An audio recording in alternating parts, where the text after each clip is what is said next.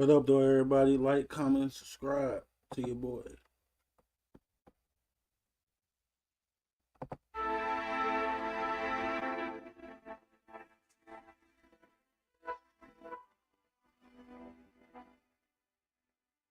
Basically, that fake love, get away from me. Lately, I've been focused on the bag, so don't play with me. Just because I fucked a couple nights, don't mean you stay with me. It ain't like if I go get a sentence, you gon' wait for me. Top down, stand up on the pedal, bro, you racing. Tell her mama blow me like a blunt, baby face. I can see the smirk from the thoughts of just erasing. Nigga, go ahead, do your thing, ain't no hating me. Nigga say he got him from what? I got him list. Brody say he taking it work, why not invest? I was standing in the fire, I ain't had no business. Switch ain't no going back and forth, I ain't playing no tennis. Steady serving out the rental with my man on a million. Can I get him out the streets? I'm tired of losing my niggas. Living with a broken heart, I shed a tear about bro. Next day the bag linen and it still got soft. I'd rather cut her off cause niggas kill my hoe. I watch you living with your money and it's still my hoe. She wanna fuck and I won't even hit her. Said I told you I'd never need a bitch before you need a nigga. Ride with me while I meet a nigga. It's just a play just to show all the cheese that a nigga get. I missed the road, man, it's been a minute. When you gone, niggas playing with the bag, so I'm never sending. To really know me is to understand me. To really know what I really been through when I'm still standing. Niggas acting like they threw me when I didn't have it. I was standing on the side watching niggas laughing. Look how these bitches treat you when you ain't got no motherfucking money. Fuck that, look how these niggas treat you when you ain't got no motherfucking money. Nigga, keep grinding, fuck these niggas, live for yourself, you hear me? Motherfuckers always playing crazy. Fuck it up to run it back up on niggas. Shit ain't not to a real nigga. Yeah.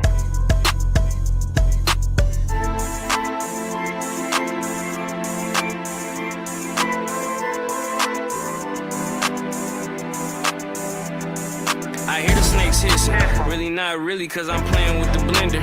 It's a hard life when you playing with that pistol. Pray for my goon, paranoid when we out fighting demons from the shitty blue. It ain't no fit, then the shit or two. All I gotta do is make one call just to get it through. You wanna know? Well, I'm living proof.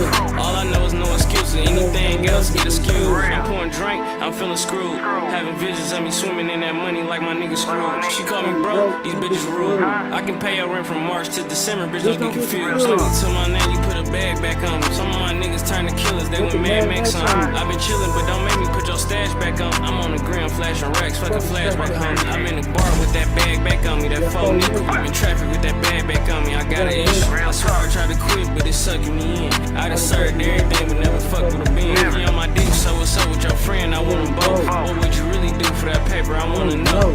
I can't count how many times niggas stabbed my back. It's overlapping other times niggas had my back.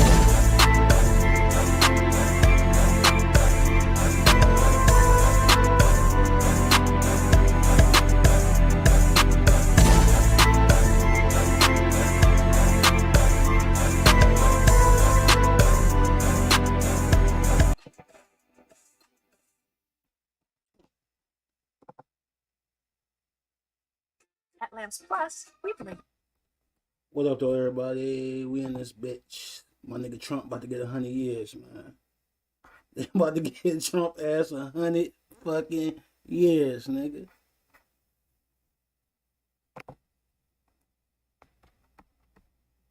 This nigga Trump was out in this bitch wilding like he could just do any motherfucking thing. Like, nigga, you are the fucking president, bro. The fuck is you doing, man?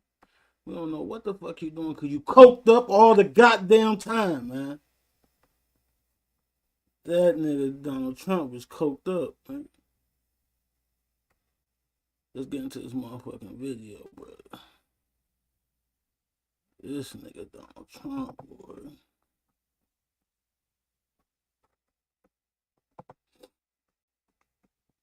Everybody hit that like for me one time. For the one time. For your boy. Look out for your boy.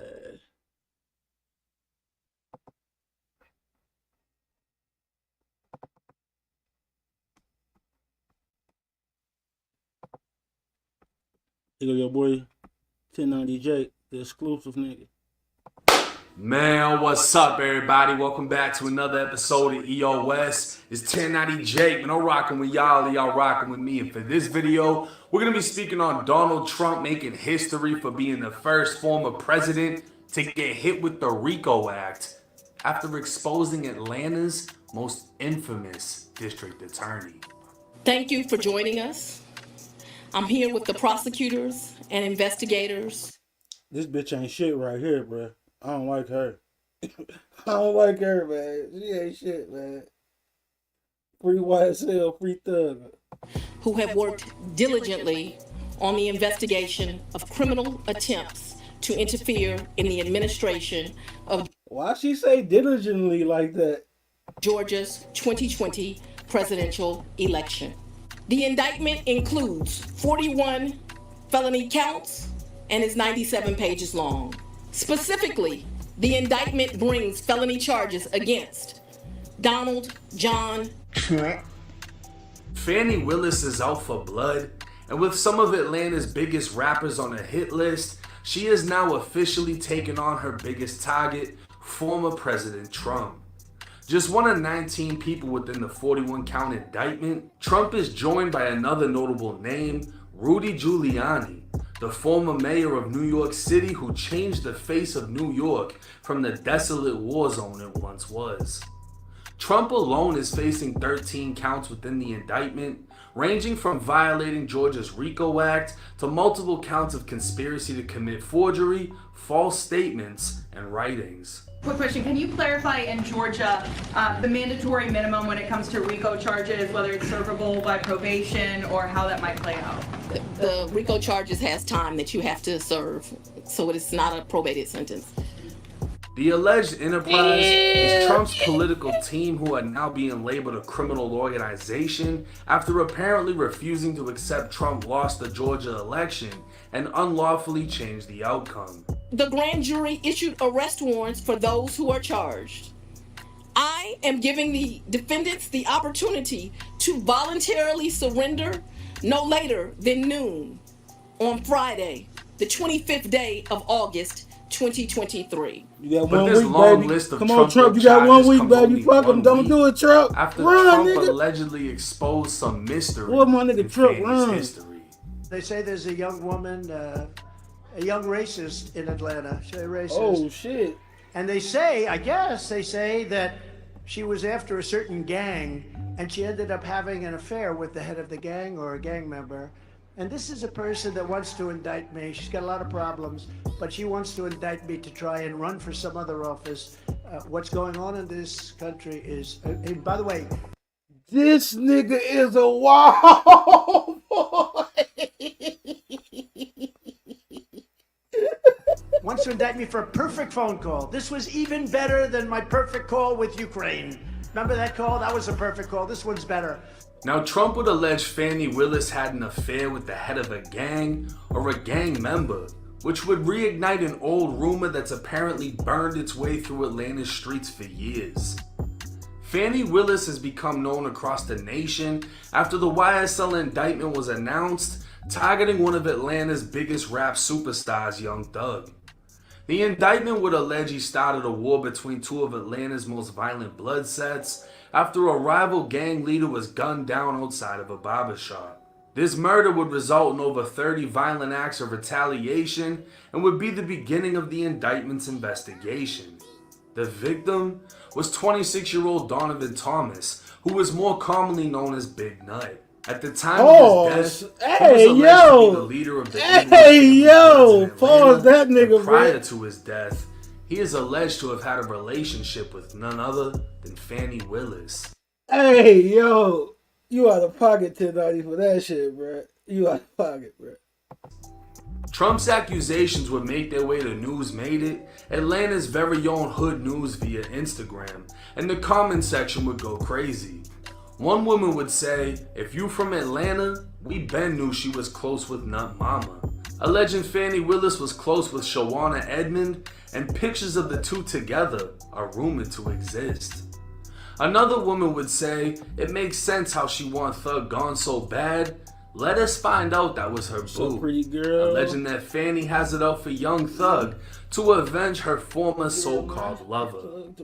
With one man hilariously stating Big T gon' free Thugger, another would say she definitely dropping that indictment now, and he was right. But before she would drop the indictment, Fanny apparently sent emails to her staff about the alleged affair, calling it false and derogatory information. She'd claim a lot of money was spent to promote it through Atlanta and advised her staff not to speak on it. With Atlanta never letting us down when it comes to entertainment, one man would comment, "She locking YSL up for killing her side piece. This shit need to be a movie." But Fanny's connection to the YSL indictment wouldn't end there. She also formerly represented YSL Mondo, one of the co-founders of the same alleged gang she is now attempting to take down. As his former lawyer, he claimed to have an auntie-nephew or mother-son relationship with her and hired her through his cousin who said she was a friend. While a self-admitted member of YSL, Mondo was not actually indicted as part of the YSL RICO case and has no connection to the murder of Big Nut.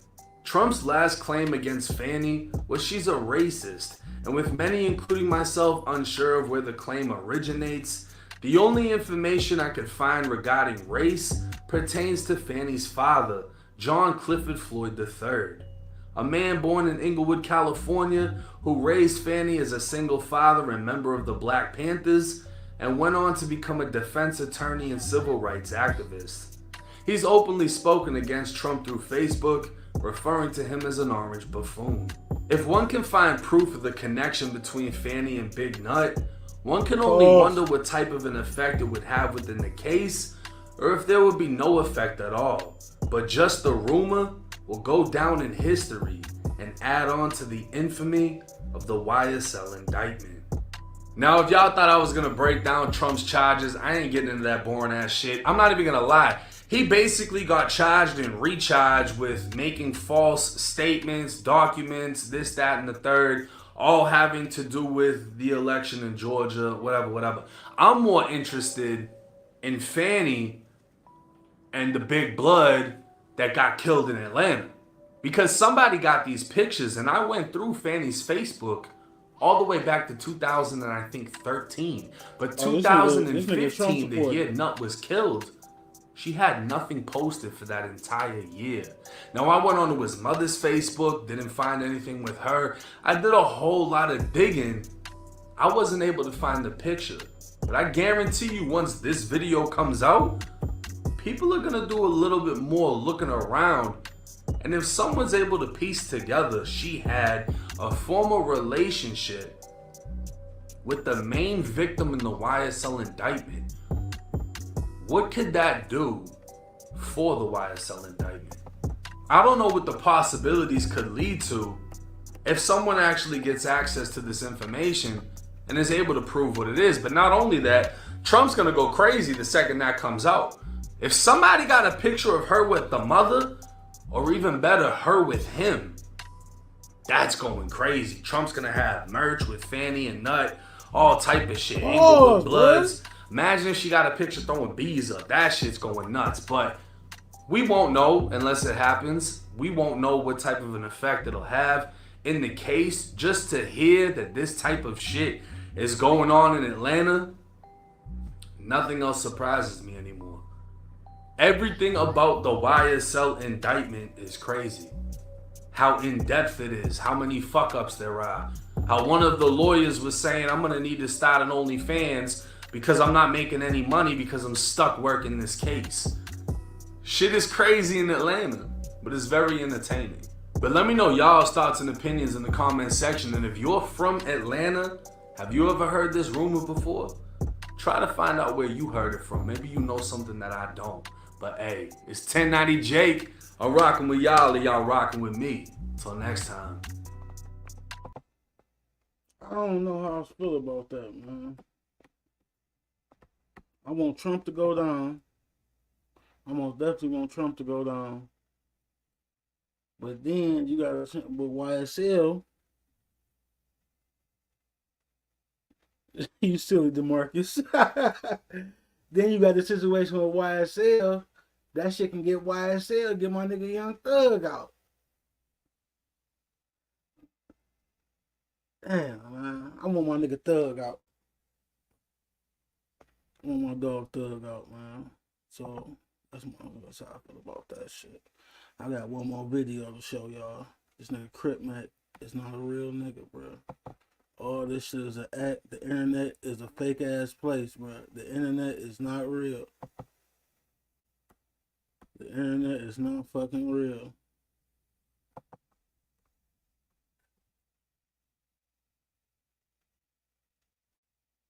Oh yeah, if the picture exists, somebody gonna find that bitch for sure, bro. That nigga Trump gonna go crazy with that shit. Say what you want. That nigga's very entertaining in my opinion, bro.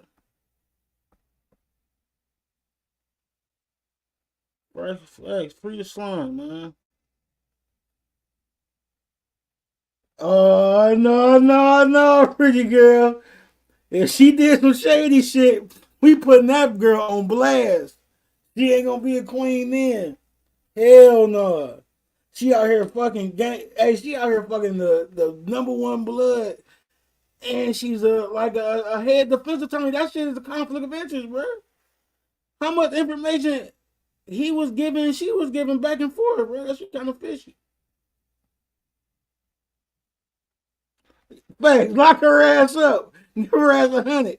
Give her ass 100.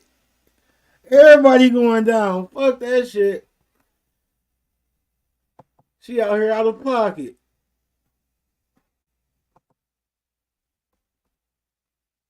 She out here wrong as hell, trying to lock niggas up out here living a secret life. Exactly, Jeremiah. Fuck her.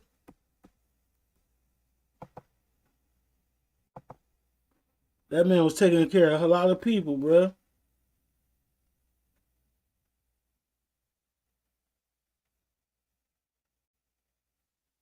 Oh yeah, I need to mod some people. We got the nut ass freak boy in here. We got some nuts in here, baby. I need to get a mod. Gotta mod niggas up, man.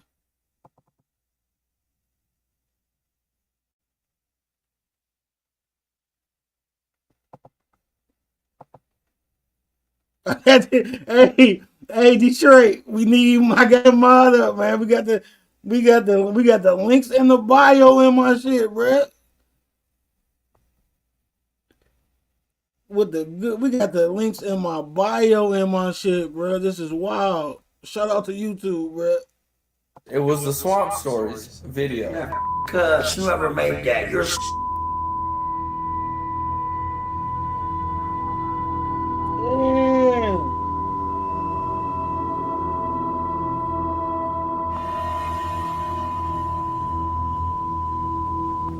What was your issue with the documentary? because trying to say all the bad the hood, you fight me. We're a small town. Would you ever get the tattoo removed? Never. Neighborhood crip, never.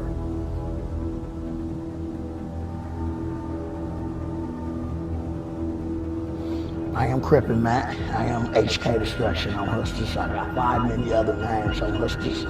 I am a certified.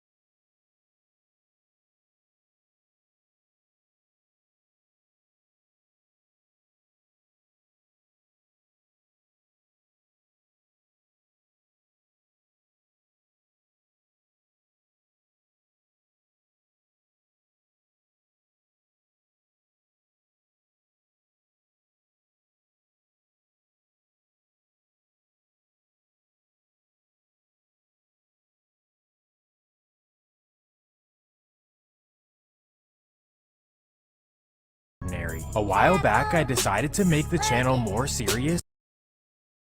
It was the Swamp Stories video. Man, cuz whoever made that, you're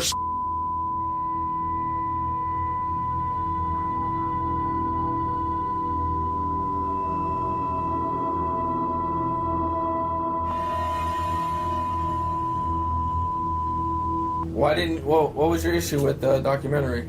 because trying to say all the bad to the hood king. You fight me? We're a small town. Would you ever get the tattoo removed? Never. Never. Neighborhood crip, never.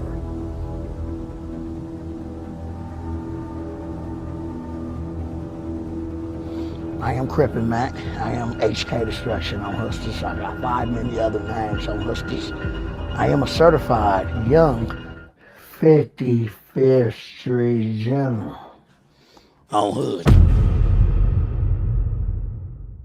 Welcome back to another episode of Swamp Stories. For this video, we do something completely out of the ordinary. A while back, I decided to make the channel more serious and to avoid these kind of videos. But after seeing Crip Mac lie about his life story, diss me, and call out people that he's never met, I decided that I have to go in. After I dropped my original 55th Street video, my DMs were flooded with LA people telling me that Crip Mac is a complete fraud. Initially, I ignored these messages because I figured that it was just haters being haters. But once I saw that he dissed me, I decided to look into it myself. What if I told you that everything Crip Mac has ever said was a lie and that keeping it 55th Street was never his life? Or shall I say, keeping it 55th Street? Enough is enough. Today is the day where Crip Mac will never disrespect Swamp Stories again. But before we get into it, please make sure to leave a like and subscribe if you're new. You can also subscribe to the second channel where you can find videos just like this one. Yes, go subscribe to Swamp Shorts where you'll find 10 to 15 minute videos that don't make the main channel. And with all that being said, let's get right into it. The story begins about an hour and a half east of South Central LA in the suburban city of Rancho Cucamonga, California. If you're unfamiliar, this is where the movie Next Friday was filmed. No more locked doors! Gracias! But it's also where a young man named Trevor Hurd was born in February of 1993. Despite living in the suburbs, life was not always peaches and cream for young Trevor. This nigga's a fraud. In fact, at just 2 years old, his father, Trevor Sr., moved out to Orange County. However, his young mother named Crystal was able to hold down multiple jobs and get them a house in the nearby Ontario, California. This quiet and peaceful cul-de-sac is where Trevor spent the majority of his childhood, far from the wild streets of LA. From 1st to 3rd grade, Trevor attended Newman Elementary in Chino Hills, one of the highly ranked schools in the Inland Empire. However, despite being a sheltered kid, Trevor had all sorts of behavioral issues growing up. I mean, this kid was jumping out of the window. Tamika, I don't know what the fuck happened. These weird ass motherfuckers in the comments talking. Man, that shit was weird, bro. Like, we had to lock the window. That shit was weird. I'm sure he felt like incarcerated, and I know that feeling. But yeah, he definitely needed some guidance. He went to Newman Elementary School, and I would receive tons of calls daily. Just, your son, he's not doing what, we're asking him to do. He's doing just the opposite. So it's not that he's just not doing it. He's going to do the opposite. We do Ritalin at him. We do Thoridazine, everything to try to get him regulated. So me being a young mom, that was very, very challenging. To mend these issues, Trevor's mom sent him to a private military boarding school hours away. However, after 14 months, Trevor was expelled and sent back home to Chino, California. So we put him in military school, and they did drills, they did academics, they did PT. He was up early in the morning, and he was disciplined for about 14 months. Very challenging on me. So the military school didn't help him at all? He got kicked out of military school. Kicked out of military school.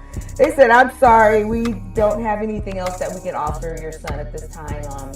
His behavior is too drastic. By the time Trevor returned home, his mother already had plans to move to Houston, Texas with her boyfriend. This would be a man known as Mr. Gary, who lived in the suburb of Katy, Texas. According to CMAC, he didn't move to Texas until 2009 or 2010. So what age was that you went to Texas? Hold on, god damn it. Oh, shit. 2000, god damn it. 9 2009, 2010. Okay. That's a teenager on hood in Houston, Texas. I did 2 years out there. I never graduated or nothing, but look, at least I went. Look. But according to his mom, he actually moved there as a little kid. Oh, so he was there 14 months? Yes. You know what age? I want to say roughly 7 to 9. Oh, young. Yeah. Oh, okay. And then at that point, that's when he moved to Texas. So for the next few years, Trevor went to middle school in Katy, Texas, and things were kind of coming together for the family. But then everything came crashing down. One day after returning home from work, Trevor's mom walked in on something she never thought she'd see. She walked in on her beloved Mr. Gary with a Brock Lesnar lookalike. As you would expect, this ended everything for Mr. Gary, and Trevor and Crystal moved in with Granny Bear in Katy, Texas. However, Granny decided to send him to school in Houston so he could be with a family friend. Little did Granny know this family friend was an official Rolling 60s member from South. Sabe por que aquele teu chefe não quer te liberar para você fazer um trabalho home office? É bem simples, porque ele não se importa se é melhor para você, ele não se importa se você ficar mais produtivo, não se importa se você vai perder 3 horas andando. Southwest Houston. Well, when Trevor met him, he decided to tell him that he himself was an official Rolling 60s member from LA. He also told him that he went by Woodard in the streets. Yeah. When you meet Woodard, you know, he sophomore, junior, your senior year, you know, however. I'm the reason he ended up going to Hastings. Okay, just walk us through y'all's relationship. All right. His grandma stayed in Katy. You already know Katy is not an A-Leaf school. It's suburb. Yeah. Yeah, that's Fort Bend ISD. Mm-hmm. Right. I stayed. Damn, I always Sugar stayed at Land. A-Leaf, yeah. Right. So he was registered to my house to go to Hastings because I went to Hastings.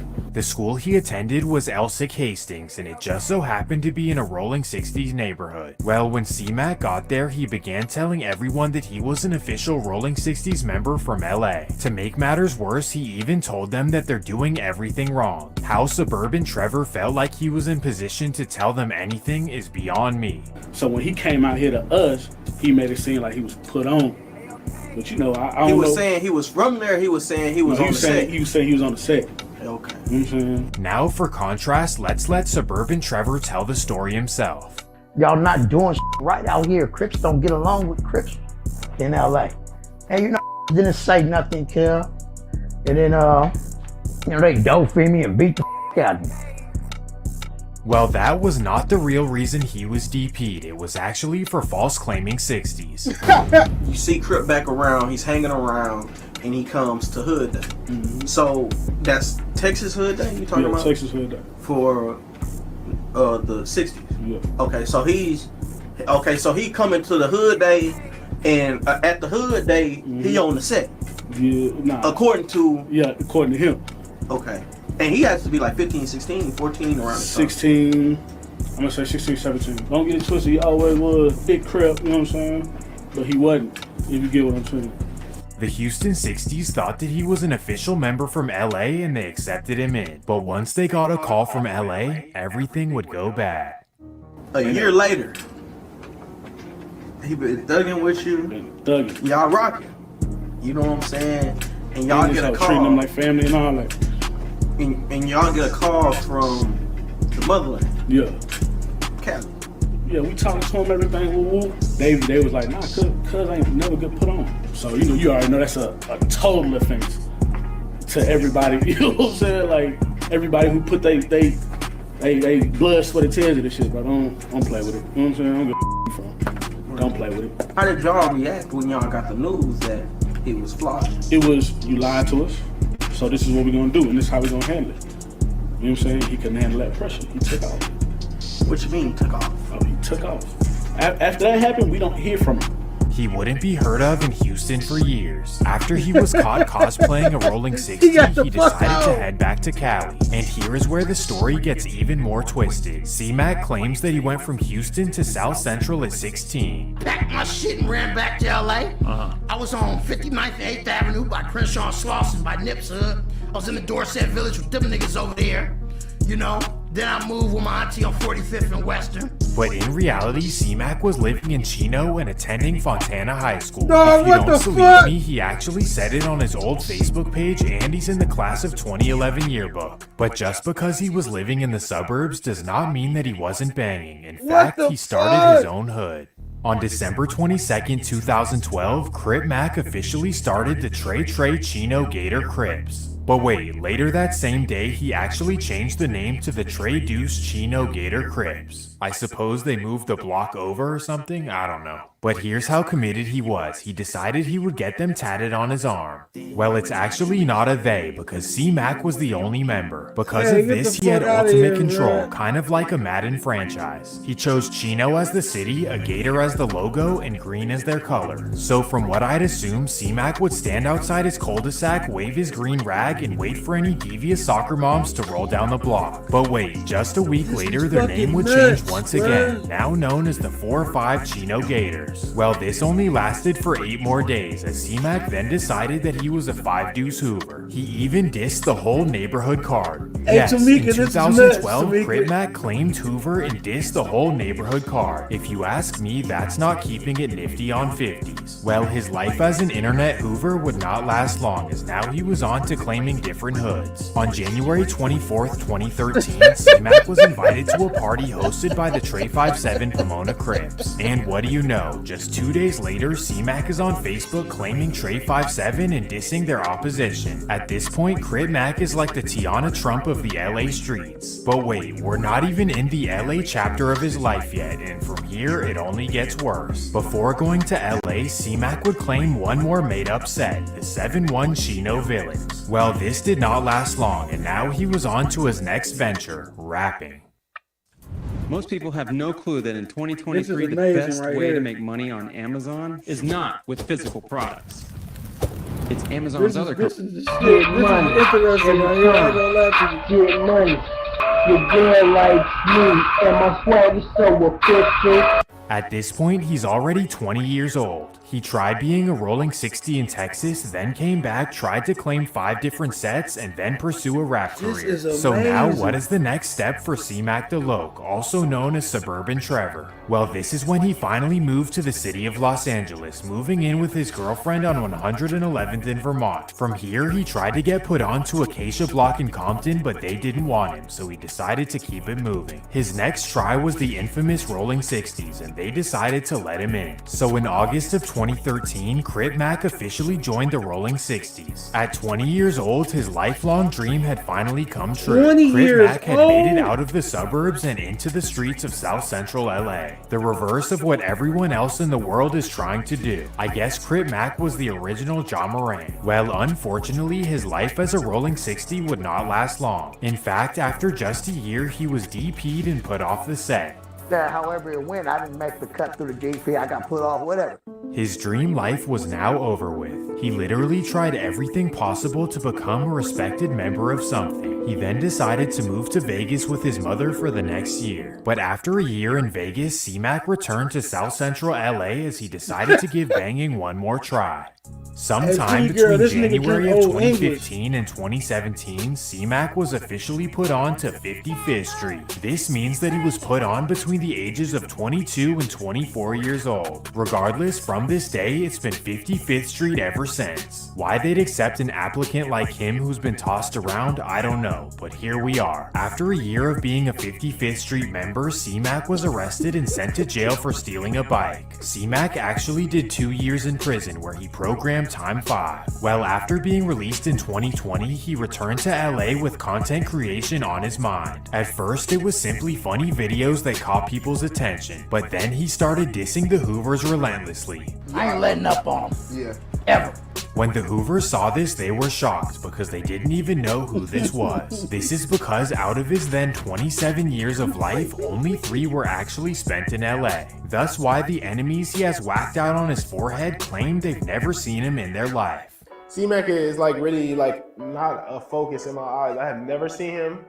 I don't know nobody, none of my friends seen him like. I mean, he just like something to joke around with, like play with it, but don't worry about that man like that. You know, serious like topic like. I gotta ask, how did the beef with you and C-Mac start? I'm gonna correct it. First of all, it's not no beef. Okay. Like, no, there's no way we beef. Okay. That's entertainment. Ain't no such thing as no beef. Because you never met him, never seen him. I never seen him. I never heard of him before the internet.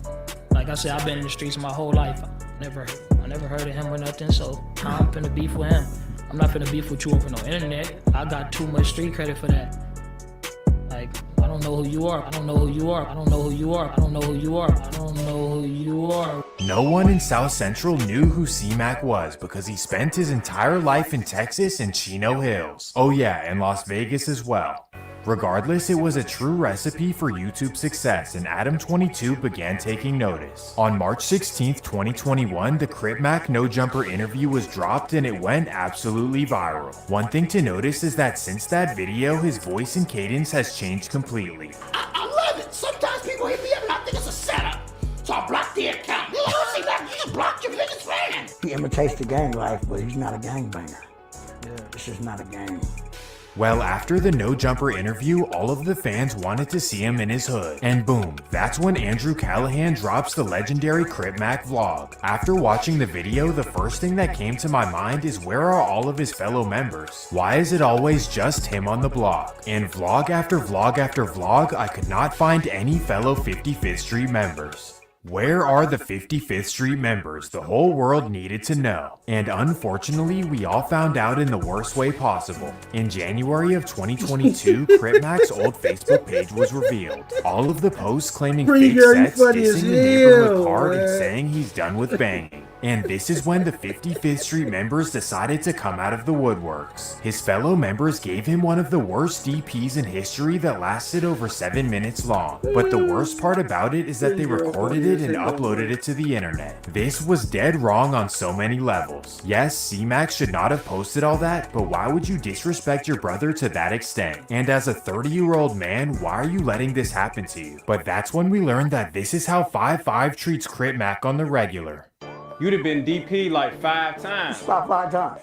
Stop 5 times. They just beating this nigga ass for At free, Lance man. Plus, we believe your home Why should they be a keep beating- celebration of you. Why they No keep matter beating his your ass, skill, man? we have what you're Damn. looking for. Why they keep beating his ass? Leave that man alone. You know, but GP only makes a man stronger because you can survive harder in the county jail. Yeah. Trust and believe that, hood. From what I heard in South Central, they call dudes like C-Mac total crash dummies. Guys like him from the suburbs are treated badly by their set and they're told to do things they don't want to do. Maybe this explains all of the face tats, how he speaks, and why he's always trying to overprove himself. For guys like King Von, for example, they're actually born into this life, almost without a choice. But for Crip Mac, he decided to move to LA at 21 years old and join a crew that he didn't know a single member of. Not to mention that he chose to have ops that don't even know he exists.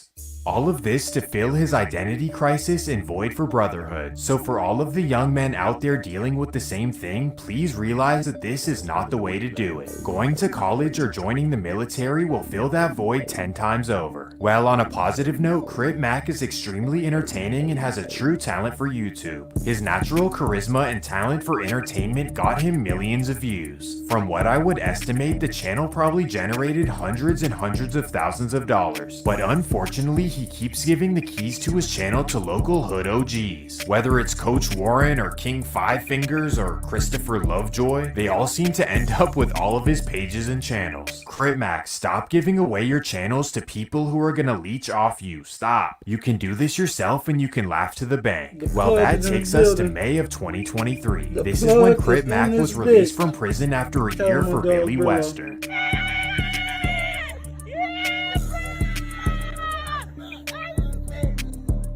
He got out like Mitch. As soon as he got out, he started taking everything to the next level. He started dissing everyone and pretty much for no He got out like Mitch this time. When Mitch got out of jail and Ace was on, he got out like that this time. reason. He's actually been challenging everyone to squabble as well. This includes Whack 100, Bosco, and even Blueface. In fact, he's been dissing Blueface for quite a while. Doing a boxing match. No chance for a boxing match. I mean, if it happens, it happens. That ain't my type of career. Hey, this a funny nigga. I don't care, man. This nigga is a funny nigga, bro. Okay. What is it about Blueface that you say it's not your type? I'm a play ball crip. I really do this shit in real life. My cripping is more legit than kill. I'm still gonna keep it like that. It's probably ever like that. Crippin is fine, real legit. Yeah, I'll break Blueface's nose. Yeah, I'll break Blueface's nose. Now everyone boy was Booby worried in the about building. what would happen Booby, if what Crip up, Mac boy? ran into My dog, Blueface. Booby. But what we must remember is that deep This nigga down, Crip he's Mac a still fake ass suburban nigga, Trevor Booby. from Chino Hills. This nigga This ain't is living what his rap. actually happened when he ran into Blueface. Blueface, baby. What's up, man? Yeah, you was probably on hood. Oh, yeah. Oh, hood, yeah, cuz told me on hood. Told you. Said it's straight, Yeah, right? yeah, cuz on hood. Cuz like, that's my boy, cuz on hood, on hood. My heart, Keep it crippin'. Same color rag. You may be wondering why C-Mac didn't keep the same energy, but this might be why.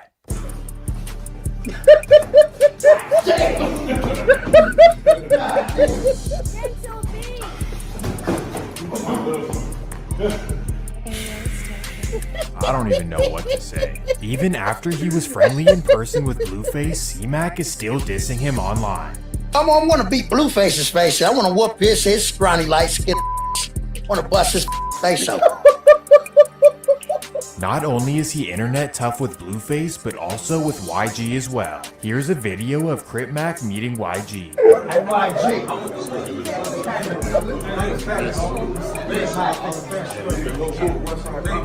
I'm in tears, man. I'm in fucking To tears. everyone watching, this seems like a pretty normal, friendly conversation. But in the mind of Crip Mac, somehow he pressed YG. Blueface and YG. I went to YG, let cuz know where I'm from and my name. Dude, He been bang back I'm West Side. in He went tears, to bruh. West Side Trees.